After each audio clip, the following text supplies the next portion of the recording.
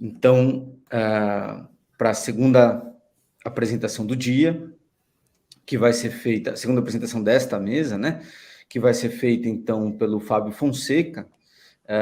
O Fábio é psicólogo clínico, formado pela Universidade Metodista de São Paulo, aprimorando em orientação a queixa escolar pelo Instituto de Psicologia da USP, especialista em psicopedagogia pela PUC de São Paulo, especialista em psicopatologia fenomenológica pela Faculdade de Ciências Médicas da Santa Casa, mestre e hoje doutorando em educação pela Universidade Metodista de São Paulo e professor e supervisor clínico do curso de psicologia da Faculdade Anhanguera, em Santo André. Fábio, bem-vindo, né? Você que está me ajudando aí na organização do evento, né? Na realização aqui das palestras.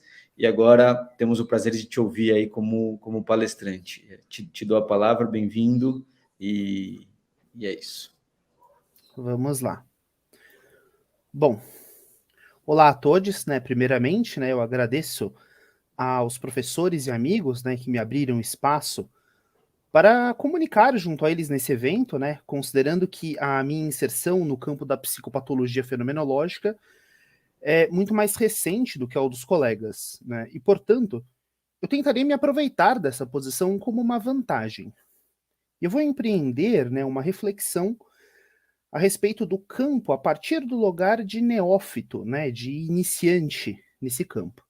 Nesse sentido, eu não vou apresentar uma pesquisa em si, mas a minha experiência e reflexão conforme eu fui adentrando a esse campo, né?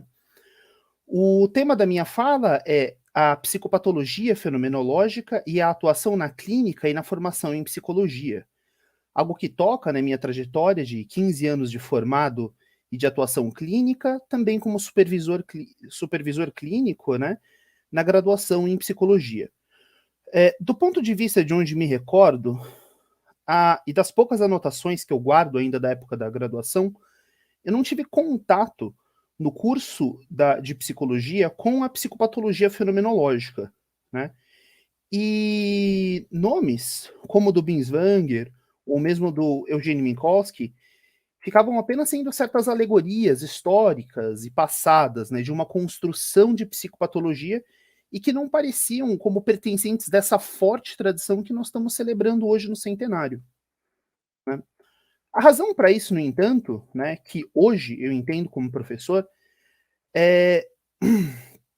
talvez tenha mais a ver com a maneira pela qual se pensa a graduação em psicologia, que é fundado nos princípios e compromissos presentes nas diretrizes curriculares nacionais para formação em psicologia, tais como a compreensão dos múltiplos referenciais que buscam apreender a amplitude do fenômeno psicológico em suas interfaces com os fenômenos biológicos e sociais, assim como o reconhecimento da diversidade de perspectivas necessárias para a compreensão do ser humano e incentivo à interlocução com os campos de conhecimento que permitam a apreensão da complexidade e multideterminação do fenômeno psicológico, né?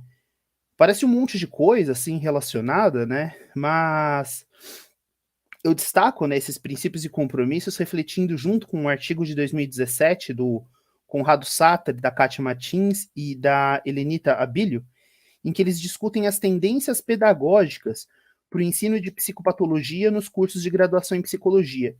E com eles, eu entendo que, nos cursos de graduação, a maior preocupação se dá com a crítica ao modelo biomédico e medicalização.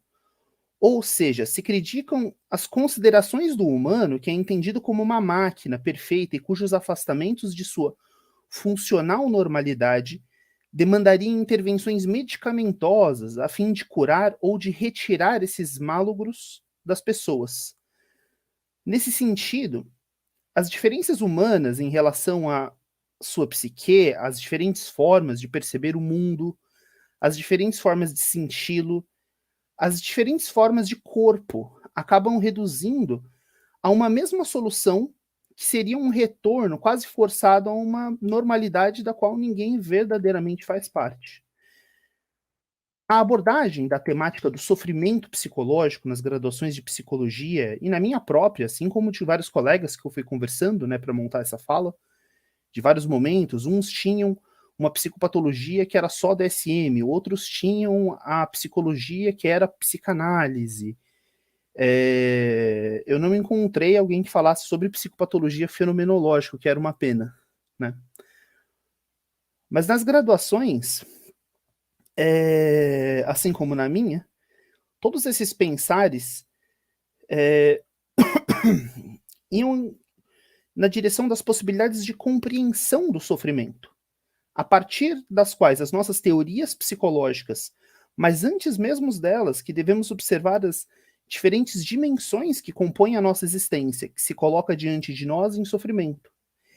Sendo, entre essas dimensões das pessoas, a condição econômica, social, histórica, de gênero, forma corpórea, credo, maneira de lidar com os outros no mundo, além de tantas outras que poderiam abrir-se dentro da vida de uma pessoa e do coletivo do qual que ela faz parte. E os contextos interventivos acabam focados, seja numa perspectiva individual ou comunitária, à problematização daquilo que levaria à exclusão social ou à restrição de liberdade, sendo reconhecer dessa dor, tal como aprendido com o professor Zeca Moura, da USP, também a reapropriação dela mesma e da sua historicidade, do sentido de fazer parte de um todo, de apropriar-se da própria existência. Nesse sentido, o trabalho da psicologia mostra sua irrevogável marca e importância no contexto social. Mas a dor psicológica em si segue enevoada, misteriosa, o que leva os profissionais da psicologia adentro das próprias abordagens para a contextualização do que é determinada dor. Ou mesmo diante da silenciosa posição de frustração diante de uma estagnação de certa vida que fica diante da gente e das possibilidades dela, né? A produção do sofrimento psicológico na existência de uma pessoa é, para mim, numa posição bastante pessoal, a resposta para as perguntas frequentes nos cursos de graduação sobre como que eu vou escolher minha abordagem. A compreensão do que é o sofrer demanda uma posição de quem é o humano e a sua relação com os outros no mundo. Algumas posturas de entendimento psicológico se encontram mais aproximadas das perspectivas criteriológicas ligadas ao mainstream, presentes ali no DSM, por exemplo. Por exemplo, as cognitivos comportamentais, mas também outras abordagens de psicologia seguem nosologias próprias, como as vertentes psicodinâmicas. Pessoalmente, eu me encontro abrigado na compreensão de que as dores psicológicas emergem da existência, não isoladamente da biologia, da condição social, da história, da pele, do gênero, da forma, da cultura ou da historicidade, mas do entrelaçamento de todas essas instâncias anteriores citadas como totalidade, como um todo, e entendo que a simples redução a uma dessas instâncias significaria também nulificar a complexidade dessa existência. O sofrimento psicológico não é nem produção de ordem psíquica e nem algo restrito à objetividade. Do mesmo modo que implicar certo determinismo às causas das dores psicológicas mais restringe a possibilidade de ação do que implicam em tomada de posição diante das contradições vividas. A clínica, a partir dessa posição, que é entendida como fenomenológico existencial, né, com uma raiz ali no pensamento da Virgínia, né, forte, tem em sua prática a atividade de oferecer compreensão à relação da pessoa e de seu mundo vivido. Do ponto de vista técnico, trata-se de um abordar não diretivo, no qual se permite uma experiência de transbordamento das próprias relações de mundo vivida a partir das vivências do paciente. No encontro clínico se desdobram os dilemas, o sofrer e a angústia que emergem do cotidiano vivido pela pessoa e que se direcionam como sentido dessas diferentes temáticas existenciais, sendo a compreensão de si mesmo o caminho para se assumir uma posição diante de cuidado em relação à própria existência. No entanto, persistem nas abordagens psicológicas anteriormente citadas, e também nessa que eu professo, né, em certa instância, seja em maior ou menor grau, e esse que é o problema de todas as abordagens que sofrem desse mesmo enevoar que eu estava falando antes. né? E nesse sentido sofrem de um certo empalidecer de um sentido forte do que é psicopatologia, que propicia, né, um aprofundar, né, a função da psicopatologia, quanto aprofundar na maneira mesma de como é concebida a realidade da pessoa. Esse é o sentido que eu entendo que o professor Guilherme Messas aponta ao dizer para nós clínicos, né, em dizer que os clínicos não são filósofos de segunda mão, mas ocupantes de um lugar privilegiado que ampliam o saber e a respeito da consciência, da saúde mental e dos projetos humanos possíveis. Trata-se mais da possibilidade de expansão de nossos saberes a respeito da subjetividade a partir do diálogo horizontal junto à filosofia e menos a verticalidade que ora considera a filosofia ou a medicina como referência soberana de saber em saúde mental. A psicopatologia fenomenológica é definida pelo professor Messas como uma ciência humana que objetiva decupar as características fundamentais da experiência perturbada, constituindo uma ferramenta compreensiva para se lidar com os transtornos mentais. Trata-se então de uma ciência autônoma que oferece um fundamento pragmático para as diferentes terapêuticas que atuam na promoção de saúde psicológica, sendo o psicopatologista o profissional que atua na dialética da similaridade e da não similaridade com que se habita o mundo e a vida, do familiar e o estrangeiro, da sintonia e a dissonância, ou ainda do compreensível e do incompreensível.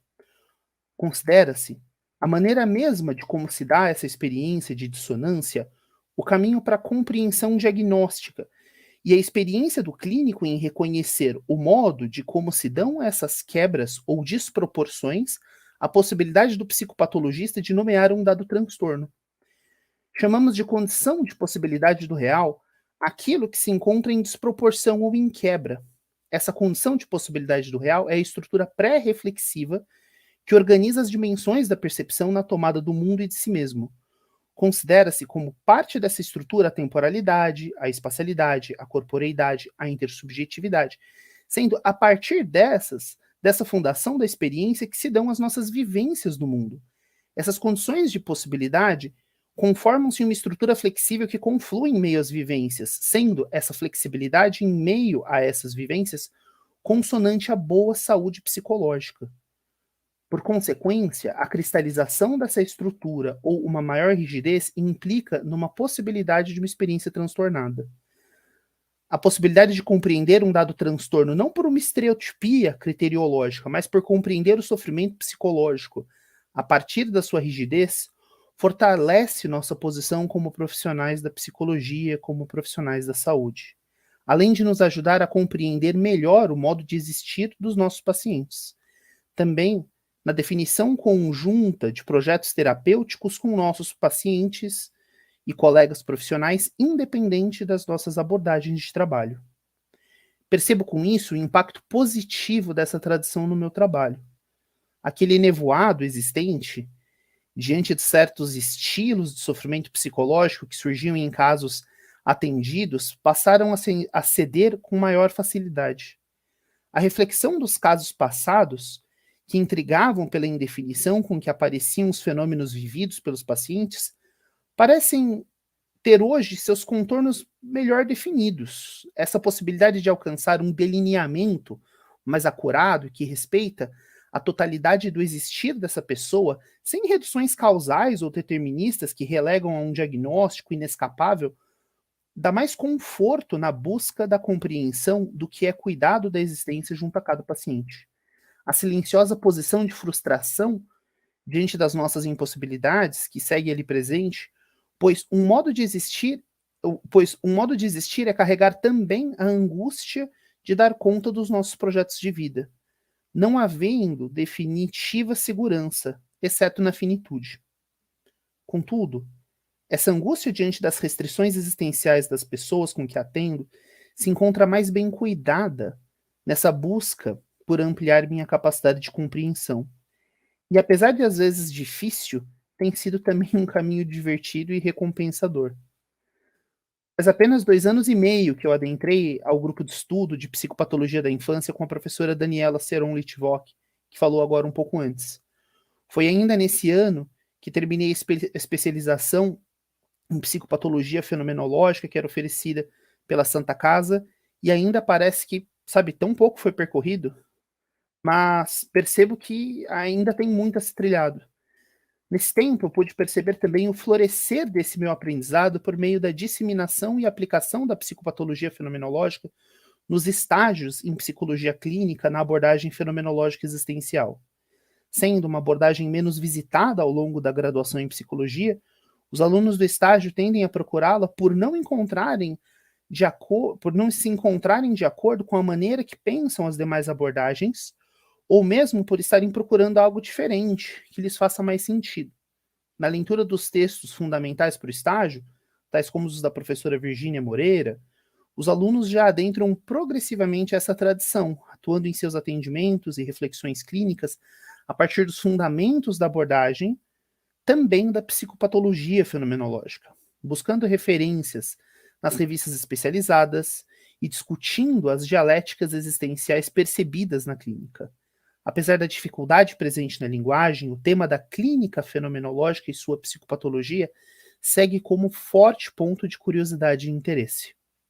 Ao fim dessa fala, eu retorno à ideia apresentada pelo professor Messas a respeito da psicopatologia fenomenológica ser um fundamento pragmático da clínica psicoterapêutica e psiquiátrica, na qual uma das principais funcionalidades seria de ajudar os profissionais da área da saúde mental a perceber melhor os fenômenos saudáveis, apesar de sofridos em dado momento, assim como aqueles patológicos, apesar de aparentemente alegres. Eu sinto essa verdade. Eu percebo de modo mais próprio os fenômenos clínicos que se colocam diante de mim, seja como psicólogo na minha clínica, como supervisor ou como estudante. Mas para isso eu percebo também o valor da tradição iniciada há 100 anos e que vejo viva nos colegas e professores que ontem e hoje palestram, além do público que está aqui conosco. Agradeço muito por estar fazendo parte dessa celebração, pelas amizades firmadas e pela continuidade desse projeto, né, desse empreendimento de compreensão humana. Obrigado. Muito obrigado, Fábio. Muito legal a sua apresentação aí e acho que bastante inspiradora para os novos que estão vindo, né?